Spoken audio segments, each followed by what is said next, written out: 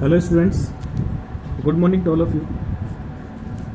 आज हम आपका चैप्टर नंबर 5 है समांतर श्रेणी, वो स्टार्ट कर रहे हैं। प्रश्नावली 5.1 है, वो आपकी परिचय वाली प्रश्नावली है, जिसमें कुछ पद आपको दिए जाते हैं और उनको जांच करने के लिए बोला जाता है कि ये जो पद हैं वो समांतर श्रेणी बना रहे हैं कि नहीं बना रहे हैं। तो पहले आपको ये पता होना चाहिए कि समांतर श्रेणी क्या होती है। जब भी आपको संख्याएं समान अंतराल पर बढ़ती हुई या घटती हुई दी जाती हैं तो वो पद आपकी समांतर श्रेणी बनाते हैं। जैसे एक साधारण एग्जाम्पल लें, आपको पहली संख्या 2 दे दी जाए, उसके बाद में 4, 6, 8, 10, 12 ऐसे आपको कुछ पद लिख के दे दिए जाएं, तो आप इसमें देखेंगे कि पहला पद है उसमें 2 जोड़ने से आगे वाला दूसरा पद मिल जाएगा, दूसरे पद में फिर से 2 जोड़ने से आपको तीसरा पद मिल जाएगा, फिर से 2 जोड़ने से आगे वाला पद, उसके बाद में फिर 2 जोड़ने से आगे वाला पद। यानी क्रमागत पदों के बीच में अंतर समान है। इसका मतलब ये जो संख्याएं दी गई हैं वो समांतर श्रेणी में है। इसके नाम से ही आपको याद रखने में आसानी होगी। समान अंतर वाले जो पद हैं वो समांतर श्रेणी बनाते हैं। ठीक है। कई बार ये जो पद होते हैं वो सेम भी हो सकते हैं। जैसे मान लो 1/2 दे दिया, उसके बाद में आगे वाला पद भी 1/2, उसके बाद भी 1/2, फिर 1/2, 1/2। ये जो पद हैं वो भी समान अंतर से आ रहे हैं, लेकिन अब अंतर कितना है? अब अंतर 0 है। यदि आप इन 2 पदों के बीच में अंतर देखेंगे तो 0 का अंतर है, इन दोनों के बीच भी 0 का अंतर है, इन दोनों के बीच भी 0 अंतर है, इन दोनों के बीच भी 0 का अंतर है। यानी समान अंतर से ही पद रिपीट हो रहे हैं। अब भी ये समांतर श्रेणी है, चाहे इनका अंतर 0 हो। कई बार ऐसा भी होता है जिसमें पद ऋणात्मक अंतर के साथ में आते हों। जैसे मान लो पहला पद आपको 10 दे दिया, उसके बाद में आपको 7 दे दिया, उसके बाद में 4 दे दिया, फिर 1 दे दिया। इस तरीके से आपको पद दे दिए जाएं तो आप देखेंगे जो क्रमागत पद हैं वो 3-3 कम होते जा रहे हैं। 10 में से 3 घटाने से 7 मिलेगा, 7 से 3 घटाने से अगला पद 4 मिलेगा, फिर 4 से 3 घटाएंगे तो आगे वाला पद 1 मिलेगा, फिर 1 में से 3 और घटा दें तो -2 अगला पद मिल जाएगा, फिर 3 और घटा दें -5 मिल जाएगा। इस तरीके से ऋणात्मक अंतर वाले पद होते हैं वो भी समांतर श्रेणी बनाते हैं। तो ये तो इसका परिचय हुआ। जब पदों के बीच में अंतर समान हो तो वो समांतर श्रेणी बनती है।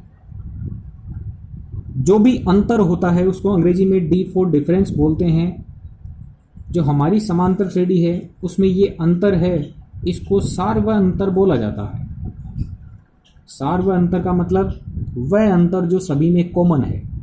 जैसे इन 2 पदों में वही अंतर है जो इन दोनों पदों में है, इन दोनों में भी उतना ही है, इन दोनों में भी उतना ही है, इन दोनों में भी उतना ही है। तो ये जो अंतर सब में समान है, क्रमागत पदों में समान अंतर है, इसलिए उसको सार्व अंतर बोलते हैं। इसकी बात की जाए तो इसमें D का मान है वो आपका 2 है। 4 में से 2 माइनस करके देखें 2 मिलेगा, 6 में से 4 माइनस करके देखें आपको 2 मिलेगा, 8 - 6 करें 2 मिलेगा, 10 - 8 करें 2 मिलेगा। तो आपको सार्व अंतर का मान ज्ञात करना हो तो याद रखें, अगले पद में से पिछला पद माइनस कर लें। यहाँ पर भी ये जो पद दिए हुए हैं इनमें सार्व अंतर D का मान आपको ज्ञात करना हो तो अगले पद में से पिछला पद माइनस कर लें। 1/2 - 1/2 करने से आंसर आएगा 0। फिर अगले पद में से पिछला पद माइनस कर लें, यहाँ पर भी अंतर 0, यहाँ पर भी अंतर 0। तो आप D निकालने के लिए अगले पद में से पिछला पद माइनस करके आसानी से ज्ञात कर सकते हैं। यदि इस समांतर श्रेणी की बात की जाए तो इसमें भी आप सार्व अंतर D का मान निकालेंगे तो अगले पद में से पिछला पद माइनस करना है, यानी 7 में से आपको 10 माइनस करना है, या फिर 4 में से आपको 7 माइनस करना है। या फिर 1 में से 4 माइनस करना है, या फिर -2 में से -1 करना है। अगले पद में से पिछले पद को घटाना है। आपको d का मान मिल जाएगा -3। ये तो हो गई सार्वधातुक की बात। अब जो पहला पद होता है समांतर श्रेणी का, उसको हम मुख्यतया a से व्यक्त करते हैं। जो दूसरे नंबर वाला है उसको A2 लिखते हैं, जो तीसरे नंबर का पद है उसको A3 लिखते हैं, चौथे नंबर वाले को A4, पांचवे को A5। इस तरीके से आप एक समांतर श्रेणी बनाएं तो इस तरीके से बना सकते हैं। ये A1 यानी पहला पद, इसको A से व्यक्त कर देते हैं, दूसरे पद को A2 से, तीसरे पद को A3 से, चौथे पद को A4 से, पांचवें पद को A5 से। इस तरीके से हम समांतर श्रेणी के पदों को लिख सकते हैं। ठीक है। अब जो व्यापक समांतर श्रेणी होती है,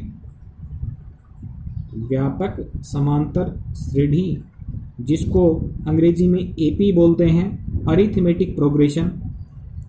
व्यापक समांतर श्रेणी आपकी इस प्रकार की होती है। पहला पद A, जो दूसरा पद निकालेंगे वो पिछले पद में D जोड़ने से आएगा, यानी दूसरा पद है उसको A प्लस D लिखेंगे। फिर आपको तीसरा पद यदि याद करना है तो आप दूसरे पद में D और जोड़ दें, यानी A प्लस D में प्लस का D और कर दें तो आपको A प्लस 2D मिल जाएगा तीसरा पद। फिर अगला पद आपको ज्ञात करना है तो उसमें D और जोड़ दें। आप देखें ध्यान से, इसमें भी सार्वधातुक 2 जुड़ता जा रहा है, इसमें सार्वधातुक D बराबर 0 जुड़ता जा रहा है। तो अगला पद ज्ञात करने के लिए आप D जोड़ते जाएं तो आपको जो चौथा पद है वो A प्लस 3D मिल जाएगा। अगला पद ज्ञात करना तो D और जोड़ दें, A प्लस 3D में एक D और जुड़ गया, A प्लस 4D। इस तरीके से आप अगले पद ज्ञात कर सकते हैं। ठीक है। ये आपका पहला पद है A1, ये आपका दूसरा पद है A2, ये आपका तीसरा पद है A3, ये आपका चौथा पद है A4, ये आपका पांचवा पद है A5। इस तरीके से आप यदि nवां पद ज्ञात करें, AN, जिसको हम बोलते हैं nवां पद, जैसे पांचवा पद है उसको A5 से लिखते हैं, चौथे पद को A4 से लिखते हैं, ऐसे nवें पद को AN से लिखते हैं। तो देखो, पांचवें पद में 4D थे, चौथे पद में 3D थे, तीसरे पद में 2D थे, तो nवें पद में n से एक कम D होगा, यानी nवें पद के लिए सूत्र बन जाएगा A प्लस n से एक कम D। A तो सब में कॉमन है, A तो आना ही है। पांचवा पद पूछ रहा है तो 4D, चौथा है तो 3D, तीसरा है तो 2D, तो nवां पद है तो n माइनस 1D। ये हो गया समांतर श्रेणी का परिचय। अब जो आपको सवाल दिए गए हैं उसमें दूसरे सवाल से हम शुरुआत करते हैं। दिया गया है आपको इसमें A बराबर 10, B बराबर 10, यानी पहला पद आपको 10 दे रखा है, सार्वधातुक D का मान भी 10 दे रखा है। आपसे इसके शुरुआत के 4 पद पूछे हैं, तो प्रथम पद को A1 या A से लिखते हैं, इसका मान खुद 10 है। दूसरे पद के लिए A2 संकेत होता है, द्वितीय पद या दूसरा पद यानी A2, और उसका फॉर्मूला होता है A प्लस D। तो अब A प्लस D करेंगे, यानी A का मान 10 रख देंगे और D का मान रख देंगे 10, यानी आपको दूसरा पद 20 मिल जाएगा। तृतीय पद आपको तीसरा पद यदि निकालना है तो संकेत है A3 और सूत्र हो जाएगा A3 के लिए A प्लस 2D। तो A का मान प्लस में 2 गुना D का मान, आप 10 प्लस 20 कर देंगे, 30 मिल जाएगा। चौथा पद आपको निकालना है तो संकेत A4, A प्लस 3D इसका सूत्र है, 10 प्लस में 3 गुना 10, 10 प्लस 30 यानी 40। इस तरीके से आप कोई सा भी पद आसानी से निकाल सकते हो। ठीक है। दूसरे सवाल में AP दी गई है -5, -1, 3 और 7। ये तीसरा सवाल है। दूसरे सवाल में जो अलग सवाल हैं उनको आप आसानी से इस तरीके से याद कर सकते हो। तीसरे सवाल में हम दूसरा सवाल लेते हैं। इसमें आपको समांतर श्रेणी बना के दी है और आपसे दो चीज़ें पूछी हैं कि इस समांतर श्रेणी को देख करके आप प्रथम पद बताओ और सार्वंतर बताओ। तो प्रथम पद आप देखते ही बता सकते हैं। पहला पद, प्रथम पद A -5 है। सार्वंतर D ज्ञात करने के लिए मैंने आपको तरीका बताया था कि आप अगले पद में से उससे जस्ट पीछे वाला पद घटा दें। D ज्ञात करने के लिए या तो आप A2 - A1 कर लें, या फिर A3 - A2 कर लें, या फिर A4 - A3 कर लें। यानी अगले पद में से जस्ट पीछे वाला पद घटाना है। तो आप दूसरे में से पहला घटा सकते हैं, तीसरे में से दूसरा घटा के भी D निकाल सकते हैं, फिर चौथे में से तीसरा घटा के भी D निकाल सकते हैं। तो हम आसानी के लिए शुरुआत वाले दो पद ले रहे हैं। अगले पद में से पिछले वाले पद को घटाना है। A2 - A1, -1 -5। तो माइनस का माइनस से मल्टीप्लाई प्लस बना देगा 5, -1 + 5 आपका हो जाएगा प्लस का 4 ज़्यादा। आप सार्वंतर D निकाल सकते हैं। प्रथम पद आपने देख लिया है। इस तरीके से आप जो अलग सवाल दिए गए हैं उनसे भी आप प्रथम पद और सार्वंतर ज्ञात कर सकते हैं। चौथे सवाल पे चलते हैं।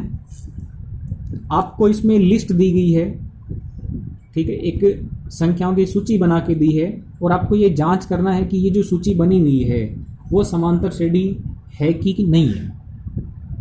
तो समांतर श्रेणी के लिए मैंने आपको बताया था कि केवल उन्हीं पदों की या संख्याओं की सूची समांतर श्रेणी बनती है जिनमें क्रमागत पदों के बीच में अंतर समान होता है। यदि अंतर समान नहीं होगा तो वो समांतर श्रेणी नहीं बनेगी। ठीक है, तो हम क्रमागत पदों के बीच में अंतर देखते जाएंगे। यदि सभी क्रमागत पदों में अंतर समान मिलेगा तो समांतर श्रेणी बोलेंगे, वरना नहीं होगी। तो चौथे सवाल में पहला भाग है, इसमें एक सूची बना के दी है। पहला पद 2 दिया है, दूसरा 4, तीसरा 8 और ये 16। अब हम क्रमागत पदों के बीच में अंतर देखते हैं। तो देखो, अगले पद में से पिछला पद घटा के देखें। 4 - 2 करेंगे तो 2 मिलेगा। फिर अगले पद में से उससे पिछले वाला पद माइनस करके देखेंगे तो 8 - 4 यानी 4 मिलेगा। फिर अगले पद में से जस्ट पीछे वाला घटाएंगे, आपको 8 मिलेगा। आपको इन क्रमागत पदों के बीच में अंतर समान दिख रहा गया। इन दोनों के बीच में अंतर आया 2, इन दोनों के बीच में अंतर आया 4, इन दोनों के बीच में अंतर आया 8। तो ये जो अंतर है वो समान नहीं है। तो आप लिख देंगे कि क्रमागत पदों के बीच में अंतर समान नहीं है, अतः ये जो सूची है वो AP नहीं है। ठीक है, इसी तरीके से आगे वाले सवाल है। ये आपको सूची बना के दी है 2, 5/2, 3, 7/2। अब आप वही काम करेंगे। यदि इस सूची को समांतर श्रेणी बनना है तो क्रमागत पदों के बीच में अंतर समान रहेगा। आप अगले पद में से पिछला पद माइनस करें, यानी 5/2 में से 2 माइनस करें। अब इस भिन्न में से इसको माइनस करना है तो आपको इसको भिन्न बनाना पड़ेगा, यानी बट्टा में 1 लगा लें। 2 और 1 का लघुत्तम 2 हो गया। 2 से भाग दो लघुत्तम में एक बार। 1 को 5 से गुणा करेंगे 5, माइनस बीच में। 1 से भाग दीजिए एलसीएम 2 में 2 बार। 2 × 2 करोगे 4, 5 - 4 बनेगा 1/2। तो इन दोनों पदों के बीच में अंतर आया 1/2। फिर से अगले पद में से पिछले पद को माइनस करेंगे तो अगले पद में से पिछले पद को माइनस करेंगे। तो इसको 3/1 बना के फिर से लघुत्तम लेना पड़ेगा। फिर से जब आप एक काम करेंगे तो अंतर आएगा 1/2। ऐसे ही अगले पद में से पिछला पद माइनस कर लेंगे तो फिर से आप अंतर देखेंगे, अंतर आएगा 1/2। तो आप ये देखेंगे कि ये जितनी भी लंबी सूची दी हुई है इसमें क्रमागत पदों के बीच में अंतर समान है। अब ये अंतर यदि समान है तो हम बोल सकते हैं कि ये जो सूची है वो समांतर श्रेणी है। अब इस समांतर श्रेणी में हम आसानी से देख सकते हैं कि ये जो है ये प्रथम पद है, तो हम बोल देंगे कि ये जो सूची बनी हुई है एक समांतर श्रेणी है जिसका प्रथम पद a है 2 और सार्वंतर d का मान है 1/2। ठीक है, पहला पद निकाल लिया और d निकाल लिया। a और d मिलने के बाद में चाहे कोई सा भी पद पूछे हम आसानी से बता सकते हैं। तो देखो, इसने सवाल किया था कि आगे वाले 3 पद बताएं। 4 पदों की सूची दी हुई थी, 5वां 6वां 7वां ये 3 पद और निकालने हैं आपको। तो 5वें पद के लिए A5 संकेत है और A5 ज्ञात करने का सीधा तरीका है 5 से 1 कम D यानी A + 4D। A का मान 2 प्लस में 4 गुना D का मान 1/2 रख दिया। 4 2 से कट जाएगा 2 बार, 2 गुना 1 करेंगे 2, 2 + 2 बराबर कितना हो जाएगा 4। अब छठा पद निकालते हैं। छठे पद का संकेत है A6 और इसका तरीका है A प्लस में 5D। A का मान 2 रख दें, प्लस में 5 गुना D का मान 1/2 रख दें। अब 5 को 1/2 से गुणा करेंगे तो 5 एकम 5 बनेगा, बट्टा में 2 बनेगा। बट्टा में 1 करके लघुत्तम लेके इसका मान निकालेंगे तो 9/2 आएगा। ऐसे ही 7वां पद निकालेंगे।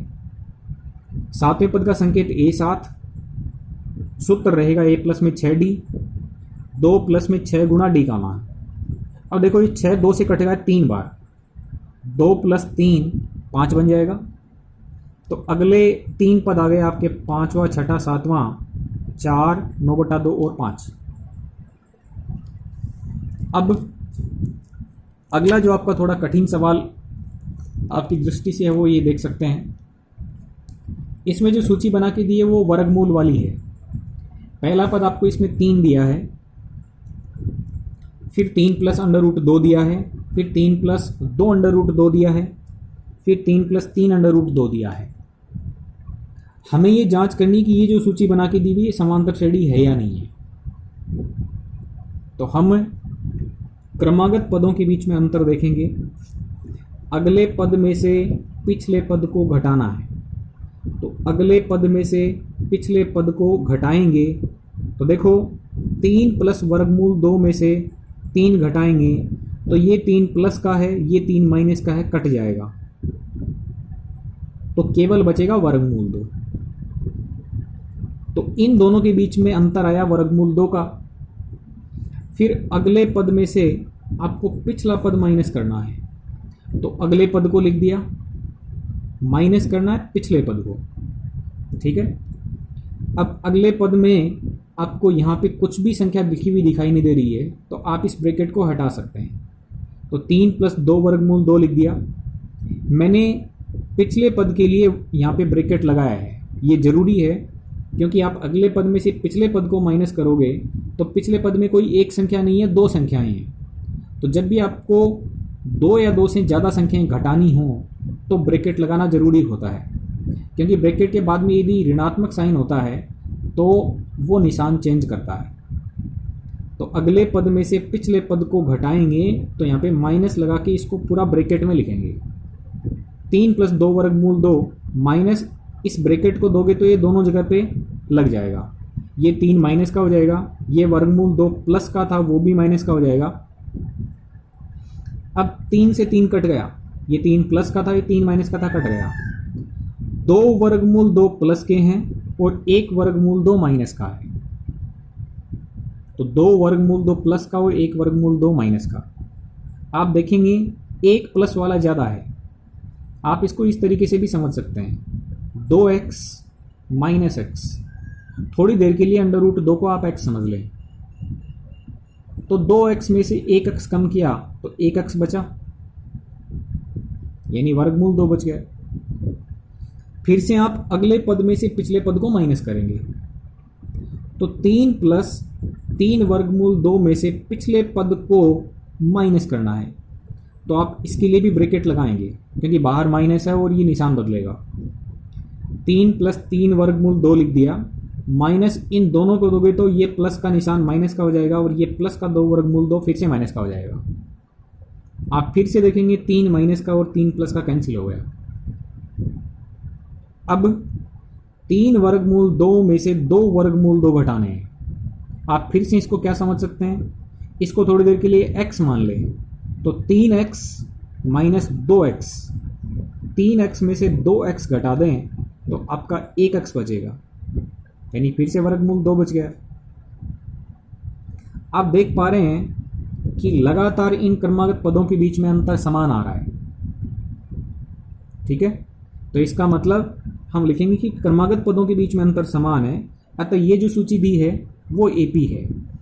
इसका प्रथम पद 3 है और सार्वअंतर डी का मान √2 है। ठीक है, अब आपको फिर से आगे वाले 3 पद निकालने हैं। 5वां पद निकालेंगे तो सीधा संकेत A5, सूत्र A + 4D, A का मान 3 प्लस में 4 गुणा D का मान वर्गमूल 2। छठा पद निकालना तो संकेत हो जाएगा A6, सूत्र हो जाएगा A + 5D, तो 3 प्लस में 5 गुणा D का मान वर्गमूल 2। ठीक है, 7वां पद निकालेंगे तो A7 इसका संकेत है और A प्लस में 6D, तो A प्लस में 6 गुणा D का मान। आप यहां से भी आसानी से देख सकते थे, 3 प्लस 1 वर्गमूल 2, 3 प्लस 2 वर्गमूल 2, 3 प्लस 3 वर्गमूल 2, तो यहाँ पे 3 प्लस 4 वर्गमूल 2, फिर यहाँ पे 3 प्लस 5 वर्गमूल 2, फिर यहाँ पे 3 प्लस 6 वर्गमूल 2। तो इस तरीके से आप कितनी भी लंबी लिस्ट बना सकते हैं, लेकिन आपको अगले केवल 3 पद पूछे थे तो हम 3 पद निकाल के लिख देंगे। फिर अगला सवाल देखो, इसमें आपको दिया हुआ है पहला पद a, फिर दिया है a का स्क्वायर, फिर दिया है a की घात 3, फिर दिया है a की घात 4। आप क्रमागत पदों के बीच में अंतर देखेंगे तो a स्क्वायर में से a माइनस करना है। अब इसमें से इसको माइनस करना, तो देखो ये दोनों सजातीय पद नहीं है, एक में 2 घात है, एक में 1 घात है, तो आप सीधे तरीके से इनको नहीं घटा सकते हो, लेकिन इन दोनों में से कॉमन आ सकता है। आपने a कॉमन ले लिया तो इसमें एक a बच गया, और इसमें से a कॉमन ले लिया मतलब a का भाग लगा दिया तो भाग लग गया एक बार। जो कॉमन होता है उससे भाग लगाने के बाद में जो बचती हैं उनको यहाँ पे लिख देते हैं। तो a कॉमन ले लिया और दोनों में भाग देके अंदर लिख दिया। a की घात 3 माइनस a की घात 2 करेंगे तो इसमें इन दोनों में से 2 घात कॉमन आ जाएंगी। इसमें 3 बार है, इसमें 2 बार है, तो 2 बार कॉमन ले लेंगे तो इसमें 1 बार बचेगा और इसमें 1 बचेगा। कॉमन लेने वाली संख्या से भाग दे देंगे, दोनों में अंदर लिख देंगे। a की घात 4 माइनस a की घात 3, आप a की घात 4 को लिख देंगे a को 4 बार, और a की घात 3 माइनस का है तो a को लिख देंगे 3 बार। अब कॉमन आएगा 1a, फिर से 1a और फिर से 1a, तो a की घात 3 कॉमन आ गई। पहले भाग में तो बच गया a, बाद वाले में बच गया माइनस, और गुणा में हम 1 समझ सकते हैं, 5 को हम 5 गुणा 1 समझ सकते हैं, तो किसी भी संख्या के गुणा में 1 समझा जा सकता है। तो यहाँ पे a बच गया, यहाँ पे माइनस बच गया और बाद में 1 बच गया। अब आप देखें, आपको इन दोनों के बीच में अंतर मिला ये, इन दोनों के बीच में अंतर मिला ये, इन दोनों के बीच में अंतर मिला ये। क्या ये अंतर समान है? नहीं है। तो क्रमागत पदों के बीच में अंतर समान नहीं है, तो इसका मतलब ये जो सूची बनी हुई है वो एपी नहीं है। ठीक है, यदि एपी नहीं है तो आगे वाले पद आपको लिखने नहीं है। हालांकि आप इसको देख के लिख सकते हो, लेकिन ये समांतर श्रेणी नहीं है। ठीक है, समांतर श्रेणी है तो ही लिखने हैं, ऐसा सवाल में बोला है। यदि समांतर श्रेणी है तो इसके आगे वाले 3 पद लिखने हैं, वरना नहीं लिखने हैं। तो चूंकि अंतर समान नहीं है, इसका मतलब समांतर श्रेणी नहीं है, नहीं है तो आपको आगे वाले 3 पद नहीं लिखने हैं। अगले सवाल को देखें। यहां पर जो सूची बना के दी इसमें लिखा है √2, √8 √18 √32। अब यहाँ पे देखें, आप इसको इतना ही लिख पाओगे क्योंकि वर्गमूल 2 का मतलब है वर्गमूल आपको अभाज्य संख्या 2 का निकालना है, तो केवल यही बन पाएगा। ये जो 8 है, इस 8 का वर्गमूल याद करने के लिए हम थोड़ा अभाज्य गुणनखंड कर लें इसका। 2 से भाग दे के 4, फिर 2 से भाग दो 2 बार, फिर 2 से भाग दो 1 बार। 8 का वर्गमूल बोला है, इसका मतलब 2 के जोड़े बनाने हैं। तो 2 के जोड़े बनेंगे तो केवल एक जोड़ा बन पाएगा, तो 2 आएगा। इस 2 के साथ में जोड़ा नहीं बन पाएगा, तो ये वर्गमूल 2 रहेगा। ठीक है। फिर वर्गमूल 18 का मान निकालना है। 18 का वर्गमूल निकालने के लिए फिर से आपको अभाज्य गुणनखंड पे जाना पड़ेगा। तो 2 से भाग दो 9 बार, फिर 3 से दे सकते हो 3 बार, फिर 3 से दे सकते हो 1 बार। वर्गमूल 18 का मतलब फिर से 2 के जोड़े बनाने हैं। 2 के जोड़े बनाएंगे तो केवल एक जोड़ा बन पाएगा, यानी जो 18 का वर्गमूल निकालना है तो 3 का एक जोड़ा बाहर हो गया और इसका नहीं बन पाया, तो ये वर्गमूल के अंदर रह गया। तो √18 को 3√2 लिख सकते हैं। ऐसे ही वर्गमूल 32 का मान 4 वर्गमूल 2 आएगा। तो अभाज्य गुणनखंड विधि से आप इनको इस तरीके से लिख सकते हो। ठीक है। अब क्रमागत पदों के बीच में अंतर यदि समान मिलेगा तो सूची समांतर श्रेणी वाली होगी, वरना नहीं होगी। तो इसको ऐसे लिख लिया, इसको ऐसे लिखा, इसको ऐसे लिखा, इसको ऐसे लिख लिया। तो अब क्रमागत पदों के बीच में अंतर देखते जाएंगे। इस अगले पद में से पिछले पद को माइनस करेंगे तो 2x में से 1x माइनस होते ही 1x बचेगा, यानी 2 वर्गमूल 2 माइनस वर्गमूल 2 बराबर वर्गमूल 2। फिर से अगले पद में से पिछले पद को माइनस कर लें। अगले पद में से पिछले पद को माइनस करेंगे तो आपको फिर से यही मिलेगा। फिर अगले पद में से पिछले पद को माइनस करेंगे तो फिर से वर्गमूल 2 आ जाएगा। क्रमागत पदों के बीच में अंतर समान दिखेगा। यदि क्रमागत पदों के बीच में अंतर समान है तो ये एपी है, और इस एपी का प्रथम पद है वो वर्गमूल 2 है। सार्वंतर डी की बात करें तो वो भी वर्गमूल 2 है। अगले 3 पद लिखने हैं तो आप आसानी से लिख सकते हो। ये देखो, पहला पद, ये दूसरा, ये तीसरा, ये चौथा, 5वां पद आएगा, उसमें आएगा 5 वर्गमूल 2। छठे पद में आएगा 6 वर्गमूल 2। 7वें पद में आएगा 7 वर्गमूल 2। अब ये जो संख्या दी है वो आपकी अपनी मदद के लिए आपने बनाई है। इससे आपने ये बदला था, इसको देख के आपने ये 3 पद लिख दिए, लेकिन वास्तव में जो समांतर श्रेणी दी थी वो संख्याओं के इस रूप में दी थी। तो आपको इन 3 पदों को भी उस रूप में बदलना है। तो देखो, ये जो 5 वर्गमूल 2 है, इसको हम कैसे लिख पाएंगे? इसको हम वर्गमूल 50 लिख सकते हैं।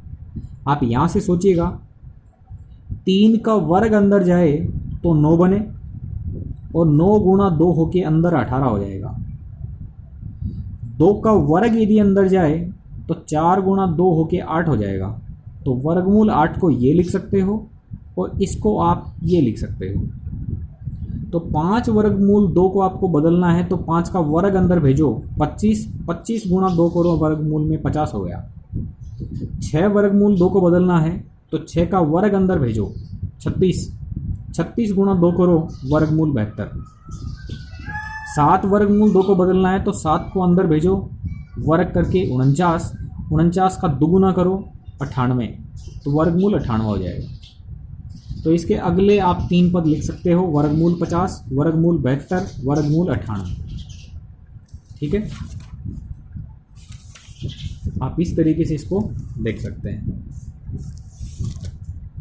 अगले सवाल पे चलते हैं। इसमें जो संख्याएं दी हैं कुछ उसी रूप की हैं, वर्गमूल 3, वर्गमूल 6, वर्गमूल 9, वर्गमूल 12।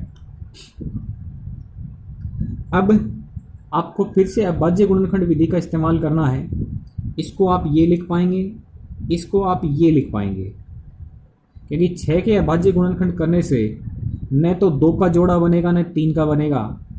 तो 6 के वर्गमूल का मतलब 2 के भी वर्गमूल लगा रहेगा और 3 के भी वर्गमूल लगा रहेगा। वर्गमूल 9 निकालेंगे तो आप आसानी से उसको 3 लिख सकते हैं, क्योंकि 9 के लिए अभाज्य गुणनखंड 3 ये बन जाएगा और 3 का एक जोड़ा तैयार है, इसलिए आप वर्गमूल 9 को 3 लिख सकते हो। वर्गमूल 12 को आपको इस तरीके से अभाज्य गुणनखंड करके देखोगे तो 2 का जोड़ा मिल जाएगा, तो 1 2 बाहर आ जाएगा, 3 का जोड़ा नहीं बनेगा, तो 3 वर्गमूल के अंदर रहेगा। तो अभाज्य गुणनखंड विधि से आप इनको इस रूप में बदल सकते हो। फिर आपको क्रमागत पदों के बीच में अंतर देखना है, तो अगले पद में से पिछले पद को माइनस करोगे। इन दोनों पदों में आपको वर्गमूल 3 कॉमन दिख रहा है।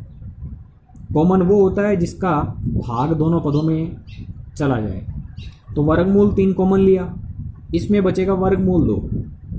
इसमें भाग दोगे तो एक बार भाग जाएगा, वर्गमूल 3 का वर्गमूल 3 में भाग एक बार, तो माइनस के बाद में 1 लग गया। फिर अगले पद में से पिछले पद को माइनस करना है, तो 3 में से पिछले पद को माइनस करना है। ये संख्या वर्गमूल की और ये बिना वर्गमूल की। आप 3 को वर्गमूल 3 गुणा वर्गमूल 3 लिख के वर्गमूली संख्या में परिवर्तित कर सकते हो। अब इसमें से इसको माइनस करना है, तो वर्गमूल 3 फिर से कॉमन है। वर्गमूल 3 कॉमन लिया, पहले पद में वर्गमूल 3 बचेगा माइनस वर्गमूल 2 बचेगा। ठीक है, ऐसे आप अगले पद में से पिछले पद को फिर से माइनस करोगे। ये संख्या सेम लिख दी, माइनस में 3 को फिर बदल लिया, वर्गमूल 3 गुणा वर्गमूल 3। इन दोनों में से वर्गमूल 3 कॉमन लिया, पहले पद में 2 बचा माइनस अगले पद में वर्गमूल 3 बचा। अब आप ध्यान से देखें, ये अंतर, ये और ये, क्या ये अंतर क्रमागत पदों में समान है? नहीं है। किसी को ऐसा लग रहा होगा कि वर्गमूल 3 सब में कॉमन है, तो क्या हुआ, ये ब्रैकेट वाली संख्या अलग बन रही है, तो इनको गुणा करने से अलग अलग संख्याएं बनेंगी, यानी ये संख्या इसके जैसी नहीं है, ये इसके जैसी नहीं है। तो यदि ये अंतर समान नहीं है तो आप बोलोगे कि ये संख्याएं एपी नहीं बना रही हैं। ठीक है, ऐसे ही एक आसान सवाल है आगे, 1 का वर्ग, 3 का वर्ग, 5 का वर्ग, 7 का वर्ग। अब किसी को पहली दफ़ा देखने से ऐसा लगेगा कि 1 में 2 जोड़ने से 3, 3 में 2 जोड़ने से 5, 5 में 2 जोड़ने से 7, तो ये समान अंतर दिख रहा होगा 2 2 का, कि 1 + 2 3, 3 + 2 5, 5 + 2 7। नहीं, आप देखिए संख्याओं के वर्ग लगा हुआ है, तो 1 का वर्ग करने से आपको 1 मिलेगा, 3 का वर्ग करने से 9 मिलेगा, फिर 25, फिर 49। तो आप अगले पद में से पिछले पद को माइनस करके अंतर देखोगे तो यहाँ पे 8 मिलेगा। इन दोनों के बीच में वर्ग करके अंतर देखोगे तो आपको 16 मिलेगा। इन दोनों में वर्ग करके अंतर देखोगे तो आपको 24 मिलेगा।